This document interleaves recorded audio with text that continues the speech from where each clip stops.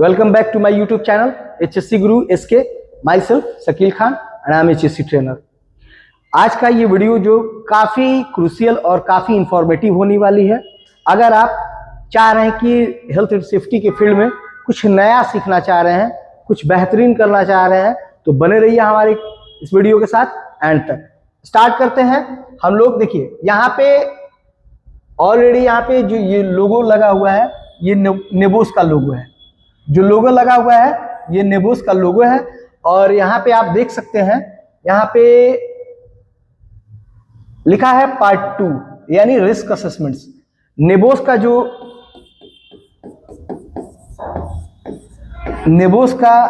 GIC general international certificate है, उसका ये पार्ट 2 है, यानी जो IGC है उसका ये पार्ट 2 है। पार्ट 2 में देखिए यहाँ पे पार्ट 2 में कुछ क्रूशियल इंफॉर्मेशन होते हैं जो कि हाईलाइट करने होते हैं, लिखने होते हैं, पुट डाउन करने होते हैं। तो यहाँ पे देखिए सबसे पहले ऑर्गेनाइजेशन नेम, ऑर्गेनाइजेशन का नाम लिखना एकदम कंपलसरी है कि किस ऑर्गेनाइजेशन का ये रिस्क असेसमेंट है। देन लिखा है डेट ऑफ असेसमेंट, यानी किस डेट में इस असेसमेंट को किया जा रहा है। प्रीवियस डेट में है 13/1/2026 यानी प्रीवियस मंथ का है। उसके बाद है स्कोप ऑफ रिस्क असेसमेंट, यानी कि कौन कौन से एरियाज कवर किए जाएंगे, कौन कौन से स्कोप कवर किए जाएंगे इस रिस्क असेसमेंट। देखिए लिखा है the flowing area will be included in the risk assessment, जिसमें हमारा फैब्रिकेशन यार्ड है, ले डाउन एरिया है, tools and equipments store, tank and building side है। यानी कि fabrication yard, lay down area, tools and equipment store and building side, इन सारे area को इस रिस्क असेसमेंट में कवर किए जाएंगे। इस रिस्क असेसमेंट में ये आइडेंटिफाई किया जाएगा कि इन सभी एरियाज में क्या क्या हेजर्ड्स हैं और उस हेजर्ड से किसको नुकसान हो सकता है और उसका कंट्रोल मेजर पहले से आपने क्या ले रखा है और देन एडिशनल कंट्रोल मेजर क्या क्या लेना चाहिए। चलिए हम बने रहिए हमारे वीडियो के साथ। देखिए यहां पे लिखा है हेजर्ड्स कैटेगरी एंड हेजर्ड्स, यहां पे हेजर्ड्स कैटेगरी एंड हेजर्ड्स लिखा है। तो यहां पे देखिए सबसे पहले लिखा है कन्फाइंड स्पेस, यानी जो हेजर्ड्स है वो कन्फाइंड स्पेस का हेजर्ड्स है। यहां पे देखिए लिखा है without a personal gas monitor worker were confined to a deep pit on the tank building side. अगर आप किसी भी कन्फाइंड स्पेस में बिना गैस मॉनिटरिंग के, बिना ऑक्सीजन टेस्ट का, यानी कोई भी मॉनिटरिंग आप नहीं किए हैं, अगर उस कन्फाइंड स्पेस में जा रहे हैं तो आपके साथ सीरियस एक्सीडेंट और आपके साथ फर्टिलिटी वगैरह भी हो सकती है बिना आप मॉनिटरिंग के जा रहे हैं। तो अब देखिए यहां पे लिखा है कि उससे कौन कौन नुकसान प्रभावित हो सकता है और कैसे। तो यहां पे लिखा है कन्फाइंड स्पेस, अगर किसी कन्फाइंड स्पेस पे आप बिना गैस टेस्टिंग का, बिना ऑक्सीजन टेस्ट का आप जा रहे हैं तो आपके साथ कैजुअलिटी यानी दुर्घटनाएं हो सकती है। तो यहां पे who might be harm and how, दूसरे स्टेप को हम देखते हैं। Who might be harm and how, यानी किस किस को नुकसान हो सकता है और कैसे। तो यहां पे देखिए क्लियरली लिखा है everyone entering in confined space, यानी कि जितने लोग भी उस कन्फाइंड स्पेस में जाएंगे they all can affected from the confined space hazards, यानी वे सभी के सभी कन्फाइंड स्पेस में जो प्रेजेंस हेजर्ड्स हैं उससे प्रभावित हो सकते हैं।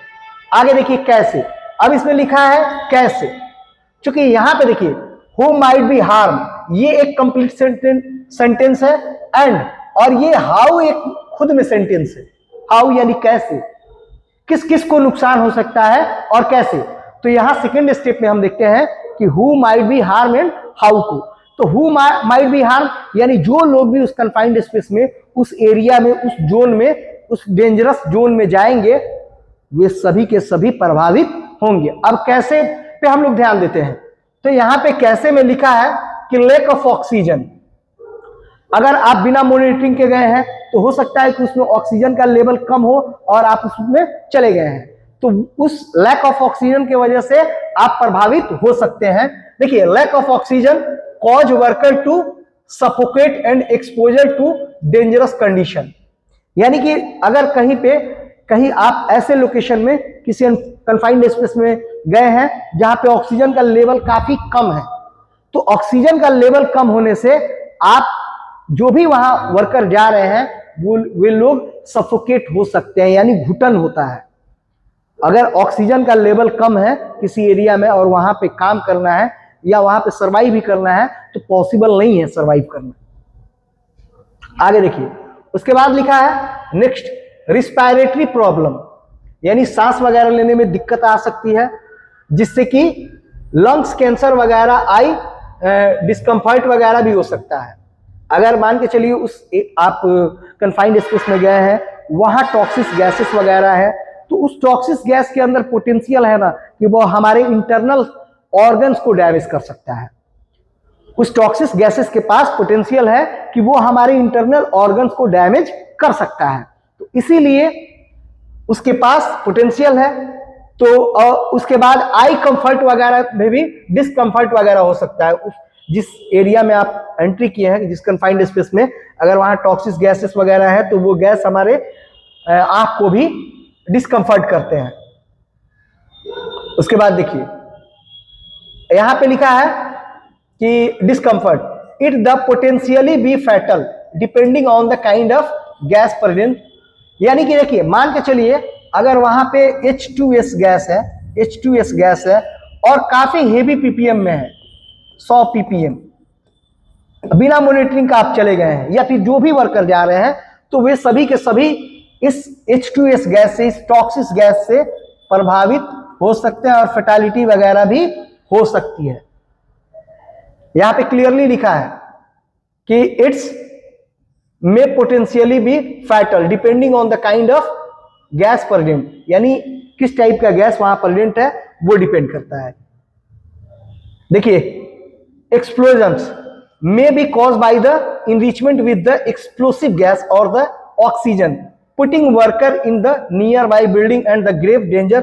यानी कि वहां पे एक्सप्लोजन वगैरह भी हो सकता है। अगर वहां पे कोई फ्लेमेबल गैस है, वहां पे कंबस्टेबल गैस वगैरह है, तो अगर वहां पे कोई भी सोर्स ऑफ फायर आता है तो उसकी वजह से एक्सप्लोजन और धमाका वगैरह भी हो सकता है। उस कन्फाइंड स्पेस में आग वगैरह भी लग सकता है, जिससे कि वर्कर का बॉडी है जो जल सकता है, वर्कर अफेक्टेड हो सकते हैं। आगे देखिए, जो हमारा तीसरा इसमें का स्टेप है, what are you already doing, आप क्या पहले से ऑलरेडी कर चुके हैं। तो यहां पे देखिए, यहां लिखा है a work permit is granted for the entering in limited place, added enough shoring to safeguard the wall of the excavation. यानी जो ये एक्सकैवेशन है, देखिए यहां पे ये क्या है, एक डीप एक्सकैवेशन है, जो ज्यादा डीप होने की वजह से उसे हम कन्फाइंड स्पेस में कंसीडर कर दिए हैं। तो कन्फाइंड स्पेस का हम सबसे पहले क्या किए हैं, कन्फाइंड स्पेस एंट्री का परमिट लिए है ना, लिमिटेड स्पेस का परमिट लिया गया है, और देन उसमें उसे सेफ गार्ड लगाया गया है। जो सोरिंग है ना, वहां पे सेफ गार्ड लगा दिया जाता है ताकि वो कोलिप्स ना करे, जो एक्सकैवेशन है हमारा कोलिप्स ना करे, इसके लिए। फर्दर देखिए, अब आगे कौन कौन से आप कंट्रोल मेजर्स लिए हैं।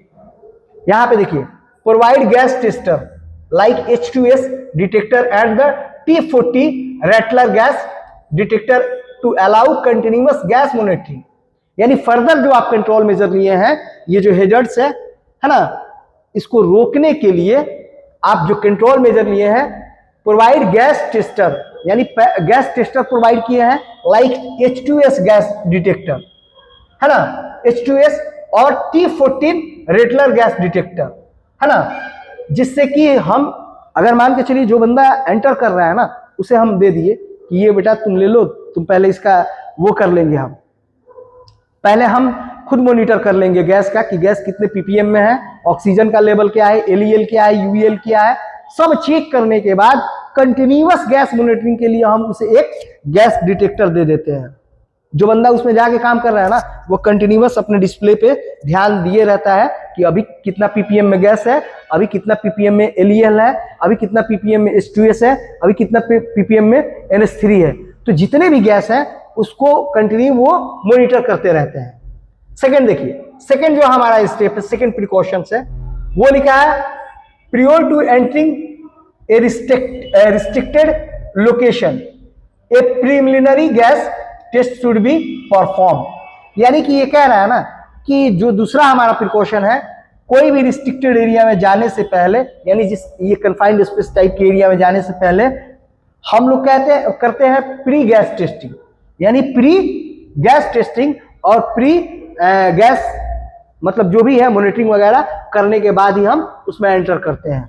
आगे देखिए, the train should be provide access and the egress, यानी उसमें आने और जाने के लिए, इस कन्फाइंड स्पेस उस ट्रेंच में आने और जाने के लिए हम क्या करेंगे, एक्सेस के लिए लेडर वगैरह प्रोवाइड करेंगे। चौथा है assign the locks upkeep to the restricted space entrance and attendance, यानी कि लॉक शीट मेंटेन करेंगे कि कितने लोग उसमें गए हैं, कब गए हैं, कौन कौन गया है, उनका मतलब जो भी नंबर होता है, एक पास नंबर होता है, उनका पास नंबर कितना है, तो अटेंडेंस मेंटेन किया जाता है कि कितने व्यक्ति गए हैं, कितने टाइम पे गए हैं, कितने देर से उसमें काम कर रहे हैं, कब निकले हैं, है ना। उसके लिए लॉकशीट वगैरह मेंटेन किया जाता है। आगे देखिए, एक confined space supervisor has to be present at all time, यानी जितने देर कन्फाइंड स्पेस में मेंटेनेंस का काम करना है या कोई न्यू कंस्ट्रक्शन करना है या जो कुछ भी करना है, वहां पे कन्फाइंड स्पेस के लिए हम क्या करेंगे, सुपरवाइजर अपॉइंट करेंगे। अपॉइंट क्यों करेंगे, ताकि वो सुपरवाइजर कंटिन्यू क्या कर सके, उस कन्फाइंड स्पेस का मॉनिटरिंग कर सके, सुपरविजन कर सके।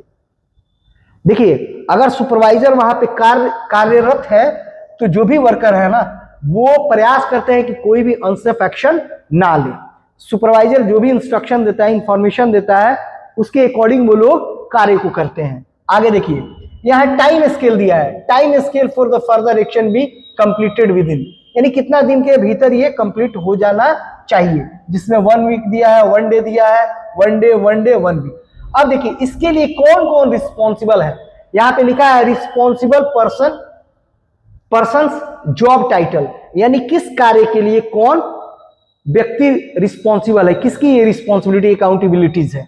यहाँ पे देखिए, प्रोजेक्ट मैनेजर, यानी प्रोजेक्ट मैनेजर इसके लिए जिम्मेवार है, यानी प्रोवाइड करने के लिए गैस टेस्टर जिसमें H2S डिटेक्टर है और T40 रेटलर गैस डिटेक्टर है, तो इसके लिए कौन जिम्मेवार है, प्रोजेक्ट मैनेजर।